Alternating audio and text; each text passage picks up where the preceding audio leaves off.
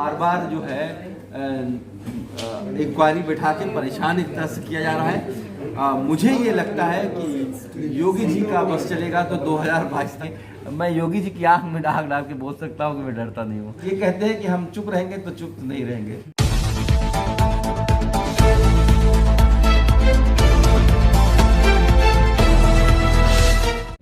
Sir जैसे अभी CNRC को लेकर आपने कहा अगर फिर से प्रोटेस्ट वगैरह होता है तो क्या आप दोबारा फिर सड़कों पर उतरेंगे? आई थिंक हम लोग हेल्थ फॉर ऑल पे बात करें, लेकिन ये जान लेना कि अगर ये कहते हैं कि हम चुप रहेंगे तो चुप तो नहीं रहेंगे। क्या लगता है यूपी में सर अभी भी डर लगता है आपको आने से? डरना आता नहीं हमें, चाहे जितना भी डरा लो। कहते हैं ना कि जितना भी झुकाओगे उतनी तेजी से उठ के आएंगे।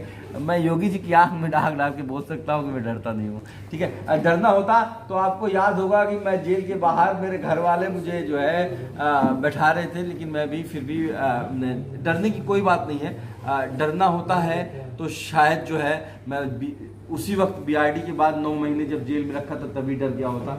डरना होता तो जब मुझे 5-5 दिन खाना नहीं दिया गया, जब मुझे कपड़े उतार के मुझे मारे गए और मुझे क्वेश्चन ये पूछा गया कि आपने कोई पाउडर बनाया है जिससे लोग मरे। तो खैर ये सब बातें जो है हम लोग बहुत कर चुका हूँ मैं। आज हम लोग उस पर बात कर रहे हैं। बस इतना कहना चाहूँगा, किसी की आवाज़ नहीं दबाई जाती है। मैं इतना बिलीव करता हूँ कि जो भी फासिस्ट फोर्स होती है इनकी अगर आंख में आंख डाल के अगर आप जितना भी डरोगे तो उतना डराएंगे, और जितना इनकी आंख में आंख डाल के बात करोगे ये दूर भागेंगे।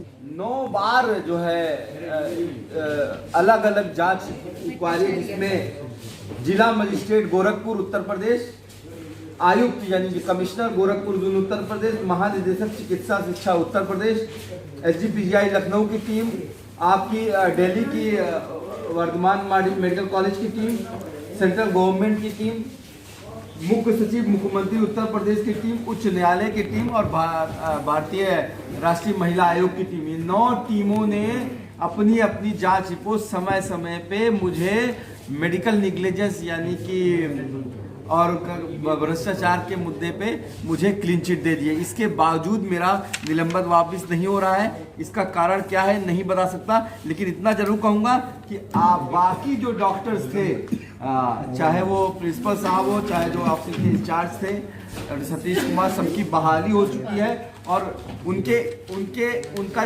जो अपॉइंटमेंट लेटर है उसमें ये लिखा हुआ है कि आपकी इंक्वायरी चलती रहेगी, आपको बहाल किया जा रहा है। पर मुझे ये इलाहाबाद हाई कोर्ट का, जिसमें देखिए साफ साफ लिखा है कि कोई एक भी सबूत नहीं मिला मेडिकल निग्लिजेंस का, कोई करप्शन नहीं किया, और ये जो इनकी इंक्वायरी रिपोर्ट है जिसमें ये कहा गया है आरोप सत्य नहीं हुआ है।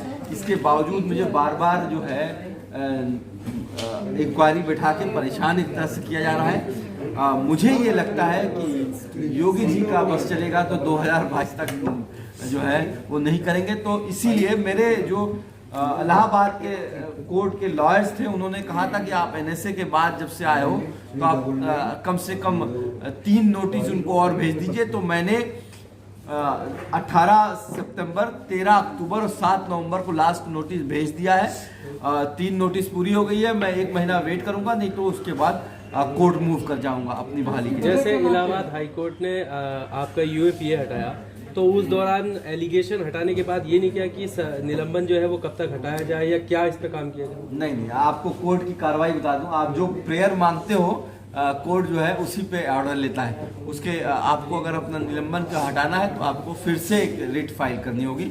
जो उसका प्रोसेस बताया मैंने कि 3 नोटिस कम से कम सरकार को देनी होती है, उसके बाद ही जो है वो फाइल कर सकते हैं। तो मैं 3 नोटिस पूरी कर चुका हूँ और अब मैं फाइल करूँगा। सर आप बार बार सरकार को निवेदन कर रहे हैं कि मेरे जॉब पर वापस लिया जाए, तो सरकार का इसमें क्या कहना है? सरकार कुछ नहीं कहती है। मैं 25 से ज़्यादा पत्र भेज चुका हूँ जब से 2017 से निलंबित हुआ हूँ। सरकार कोई जवाब नहीं देती है। हर इंक्वायरी खत्म होने के बाद दूसरी इंक्वायरी स्टार्ट हो रही है, उसका एक लेटर भेज देती है। एक सवाल है, विनय दुबे मुंबई से है और उस दौरान उनके काफ़ी वीडियो वायरल हुए थे और वो कहीं ना कहीं अपनी मौजूदगी दर्ज करा रहे थे कि वो इलाहाबाद हाई कोर्ट आते हैं, बार बार वो डॉक्टर कफील खान की लड़ाई लड़ रहे हैं। उसमें आपका क्या स्टेटमेंट है, ये जानना चाहिए। मैं 138 करोड़ भारतीयों का शुक्रगुजार हूँ। सबने मेरी लड़ाई में साथ दिया है। पर मैं बस इतना ही कहना चाहूँगा कि किसी को भी, जब मेरी पत्नी मेरी वाइफ में फ्रंट पे आके खुद बोली उन्होंने जुलाई में कि आप पैसे नहीं लीजिए, तो किसी को पैसे जो है कलेक्ट नहीं करने चाहिए। तो क्या आपको लगता है कि उन्होंने पैसे कलेक्ट किए थे? आई थिंक हम लोग आज हेल्प और हाल पे भी बात कर लें।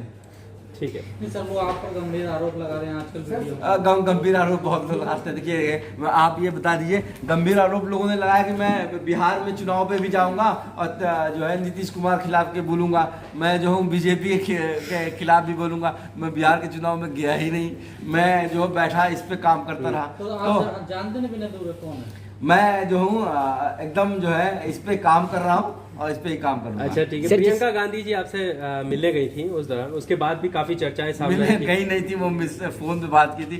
मैं बहुत छोटा आदमी हूँ, अब उससे मिलने कोई नहीं ठीक है, आया, फोटो लेकिन मैं उनसे जरूर उसको मिला। लेकर- हाँ जी, मैं उनसे जरूर मिला। प्रियंका गांधी का फोन जो है 1 तारीख को, अगर आपको याद होगा, 1 सितंबर को जब मुझे छोड़ा गया था, तो 10:30 बजे जो है इलाहाबाद हाईकोर्ट ने तुरंत रिहाई का ऑर्डर किया था। और ये order superintendent jail Mathura, district magistrate Aligarh, home minister जो योगी जी खुद हैं उत्तर प्रदेश को, उनको, और होम मिनिस्टर अमित शाह जी के ऑफिस को मिल गया था।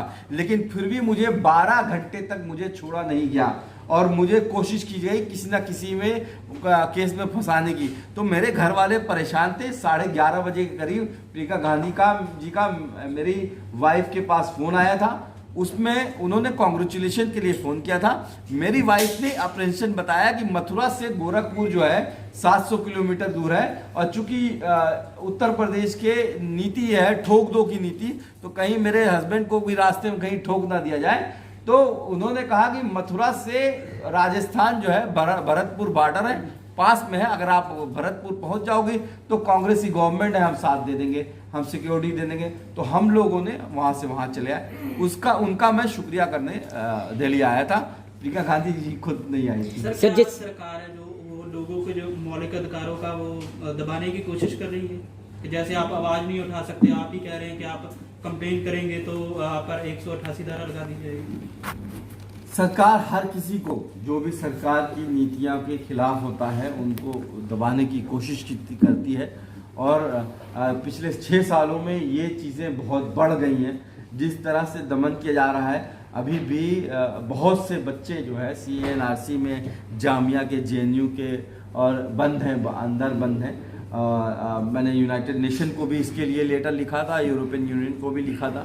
और हमारी कोशिश रहेगी कि ये जो हमारी जो संविधान की तरफ से राइट टू इक्वलिटी और फ्रीडम ऑफ स्पीच की जो भावना दी गई है, उसको देश के लोकतंत्र में कायम रखा जाए, और उसके लिए हम लोग हमेशा लड़ते रहेंगे। सर जिस तरीके से डॉक्टरों की बहाली और कर दी गई, आपकी नहीं की गई, क्या वजह मानते हैं इस बात? हाँ, यही तो कह रहा हूँ। योगी जी से पूछो था यार, आप योगी जी से पूछिए, आप उनसे पूछिए क्यों ऐसा किया गया है। मैं तो उनको बार लेटर भेज रहा हूँ, मैं तो उनको 25 लेटर से ज्यादा भेज चुका हूँ, कोई जवाब नहीं मिलता है। मुझे नहीं पता वो ऐसा क्यों कर रहे हैं। ये तो मेरे ख्याल से उनको ही वो बेटर आंसर देंगे। सर जिस तरीके से आपके ऊपर NSA लगा दी गई, वहीं दूसरी ओर जब अर्नब गोस्वामी की गिरफ्तारी होती है, तो बड़े बड़े नेता जैसे अमित शाह जी ट्वीट करके ये जताते हैं, क्या किसी कहेंगे? के साथ भी गलत नहीं होना चाहिए, चाहे वो अर्नब गोस्वामी हो, चाहे उमर खालिद हो, समझ गए ना। गलत जो है वो गलत है। मैं ये कहूँगा कि लॉ को अपना कोर्स लेना चाहिए। लेकिन आपको ये बात बता दूं कि कितने लोग मार दिए गए, कितने लोग 10 साल 20 साल जेल में रह गए। डॉक्टर कफील की कहानी आपको शायद जो है आप तक पहुंच जाती है, आपको पता हो जाती है, लेकिन बहुत से ऐसे लोग हैं। मैं अपने आप को खुशनसीब मानता हूं। मैं तो सोचता हूं कि ये अल्लाह की मसलहत है, या अल्लाह गॉड है, मस्ट हैव सम प्लान, कि जो है मैं जब जेल से बाहर आता हूं तो इज्जत से बाहर आता हूं और इतना प्यार मिलता है। लेकिन बहुत से लोग हैं जिनको आप जानते भी नहीं हो, इनको मार के फेंक दिया गया है या 10 साल से जेल में है। अभी आपने स्टैन स्वामी का केस सुना होगा। एक सिपर के लिए जो है NIA के लिए 16 दिन का वेट करने के लिए